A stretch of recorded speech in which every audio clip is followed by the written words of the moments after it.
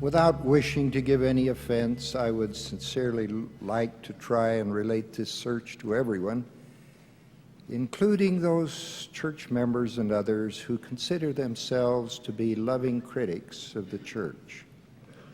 Criticism can be helpful if it is properly motivated and if it reaches those who make the decisions. But it is often a symptom of a problem with which the critics themselves are struggling. The church has not, and in my opinion should not, speak on every disputed question. But I cannot help wondering if a member of the church does not place himself in some spiritual peril when publicly disparaging the prophetic calling of Joseph Smith or his successors, or any of the fundamental settled doctrines of the church.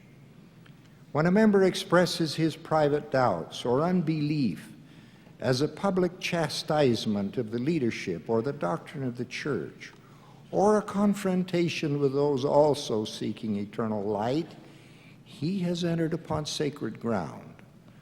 Those who complain about the doctrine or the leadership of the church, but who lack the faith or desire to keep God's commandments, risk separating themselves from the divine source of learning.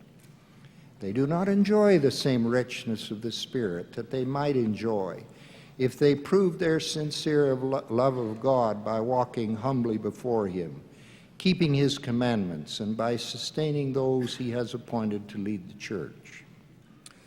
I have heard some say, well, I can believe all of the revelations but one. It is hard to understand this logic. If one believes that revelations come from a divine source, how can one pick and choose? Acceptance of the gospel should be complete and absolute, with full heart and soul. Some want to justify their criticism by claiming, but it is the truth. My answer is, how can you be so sure? Spiritual truth must be bonded to faith and righteousness to be fully understood. The Apostle Paul reminded us that the misuse of the truth changes it into a lie.